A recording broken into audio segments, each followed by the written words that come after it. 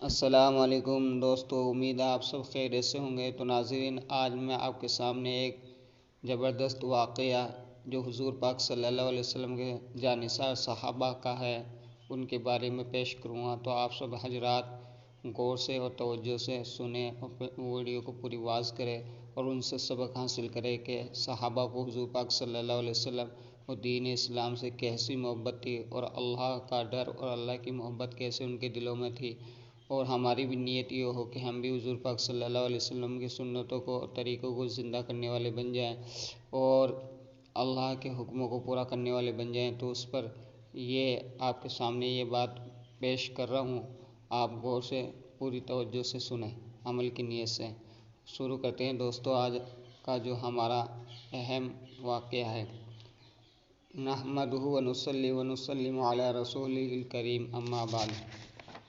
دوستو، آج جو واقعہ ہے حضرت انس بن نضر کی شہادت کا ہے۔ تو حضرت انس بن نضر ایک صحابی تھے جو بدر کی لڑائی میں شریک نہیں ہو سکتے تھے۔ ان کو اس چیز کا صدمہ تھا، بدر کی لڑائی میں جو شریک نہیں ہوتے اس چیز کا بڑا صدمہ تھا ان کو۔ اس پر اپنے نفس کو ملامت کرتے تھے، اپنے آپ کو ملامت کرتے تھے کہ اسلام کی پہلے عظیم الشان لڑائی اور تو اس میں شریک نہ ہو سکا۔ اس کی تمنا تھی کہ کوئی دوسری لڑائی ہو تو حوصلے پورے کروں۔ اتفاق سے احد کی لڑائی پیش آ گئی جس میں یہ بڑی بہادری اور دلہری سے شریک ہوئے۔ احد کی لڑائی میں اول تو مسلمانوں کو فتح ہوئی، مگر آخر میں ایک غلطی کی وجہ سے مسلمانوں کو شکست ہوئی۔ وہ غلطی یہ تھی کہ حضور اکرم صلی اللہ علیہ وسلم نے کچھ آدمیوں کو ایک خاص جگہ مقرر فرمایا تھا کہ تم لوگ اتنے میں نہ کہوں اس جگہ سے نہ ہٹنا، کہ وہاں سے دشمن کے حملے کرنے کا اندیشہ تھا۔ جب مسلمانوں کو شروع میں فتح ہوئی تو کافروں کو بھاگتا ہوا دیکھ کر یہ لوگ بھی اپنی جگہ سے یہ سمجھ کر ہٹ گئے کہ اب جنگ ختم ہو چکی، اس لیے بھاگتے ہوئے کافروں کا پیچھا کیا جائے اور غنیمتیں کا مال حاصل کیا جائے۔ اس جماعت کے سردار نے منع بھی کیا کہ حضور کی ممانعت تھی کہ تم یہاں سے نہ ہٹو، مگر ان لوگوں نے یہ سمجھ کر حضور کا ارشاد صرف لڑائی کے وقت کے واسطے تھا، وہاں سے ہٹ کر میدان میں پہنچ گئے۔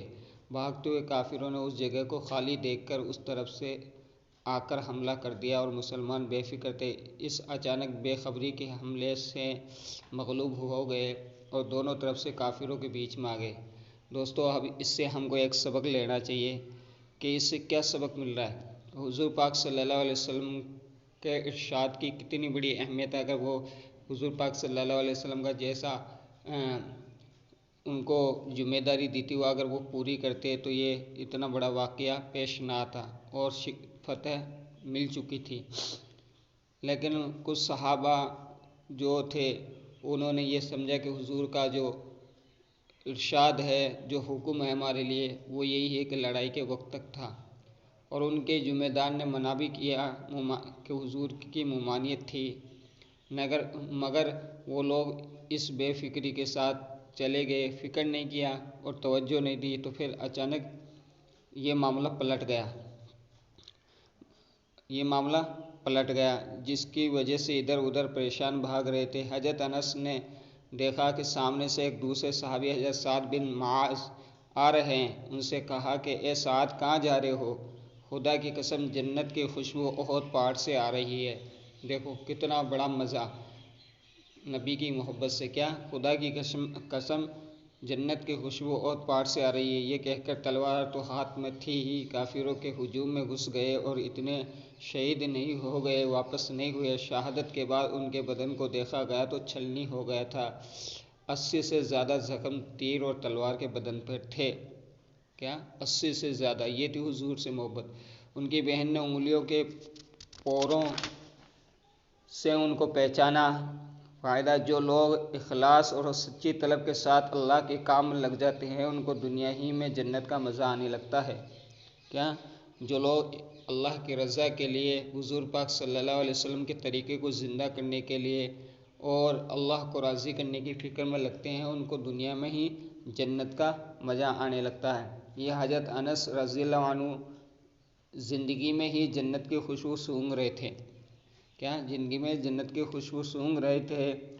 اگر اخلاص آدمی میں ہو جائے تو دنیا میں بھی جنت کا مزہ آنے لگتا ہے۔ اگر واقعی میں اخلاص ہمارے دل میں ہے تو دنیا میں جنت کا مزہ آنے لگتا ہے۔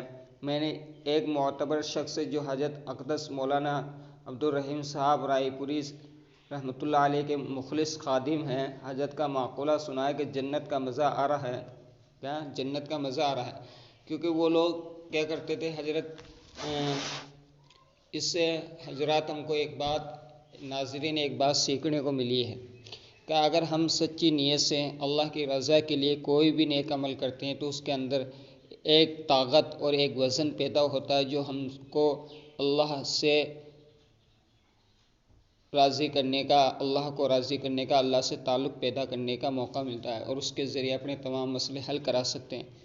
تو اس سے کیا ملا ہم کو کہ یہ ہے کہ صحاباؤں کے دل میں حضور پاک صلی اللہ علیہ وسلم کی ایسی محبت تھی کہ زندگی کے سارے کام آپ کے حکم کے آپ کے لیے قربان تھے، ایسے تھے۔ اور صحابہ کرام رضی اللہ عنہ اجمعین نے اور نبی پاک صلی اللہ علیہ وسلم نے ہمارے لیے کتنی تکلیفیں، کتنی مصیبتیں، کتنی پریشانیاں جھیلی ہیں کہ ہمارے نبی کا ایک ایک امتی جہنم سے بچ جائے اور جنت تک جانے والا بن جائے۔ آج وہی ہم اسی نبی کے نام لینے والے، اسی نبی کو ماننے والے اور اپنے آپ کو محمدی اور جنتی کہنے والے، آج ہماری نہ نمازوں کا پتہ ہے، نہ روزوں کا پتہ ہے، نہ قرآن کی تلاوت کا پتہ ہے، نہ اخلاق کا پتہ ہے، نہ حضور پاک صلی اللہ علیہ وسلم کی سنتوں کو پتہ ہے، نہ حضور پاک صلی اللہ علیہ وسلم کے معاملات معاشرات کے جو اخلاق تھے ان کا پتہ ہے، نہ ان پر ہمارا کوئی عمل ہے، نہ کھانے کا پتہ، نہ بیٹھنے کا پتہ، اور نہ شادی بیاہ میں جو رسومات چلتی ہیں نہ ان کا پتہ کہ ہمارے نبی نے کس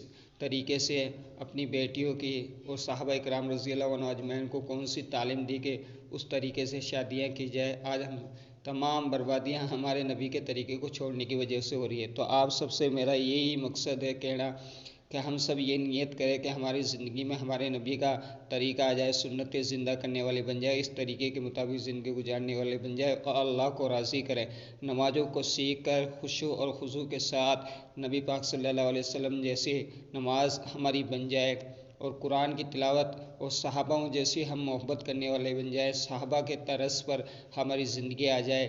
جہاں حضور پاک صلی اللہ علیہ وسلم ہم امت کو چھوڑ کے گئے وہاں ہم پہنچ جائے تو وہ ایک ہی راستہ اللہ کے راستے میں نکل کے اپنے آپ کو، اپنے بہن بھائیوں کو، سب کو اس دردناک زندگی سے بچائے جو آخرت میں ہونے والی ہے۔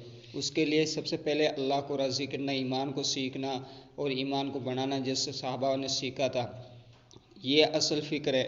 تو دوستو مقصد یہ ہے کہ ہم سب ایمان والا دوسرے ایمان والے کا کیا بھائی ہے، جو اپنے لیے پسند کرے وہ اس کے لیے پسند کرے، پسند کیا کرے میرا بھائی دنیا میں بھی عزت کے ساتھ کامیاب ہو اور آخرت میں بھی کامیاب ہو جائے۔ اسی کی بنیاد پر یہ آپ کے سامنے یہ بات، یہ واقعہ پیش کیا ہے۔ تو آپ لوگ حضور پاک صلی اللہ علیہ وسلم سے محبت کرنے والے بننے کے لیے سب سے پہلی چیز ہے کہ حضور پر زیادہ سے زیادہ کثرت درود شریف کی کرے، کہ زیادہ سے زیادہ آپ کی خدمتوں میں درود شریف پیش کرے اور حضور کے طریقے کو زندہ کرے، یہ اصل ہے۔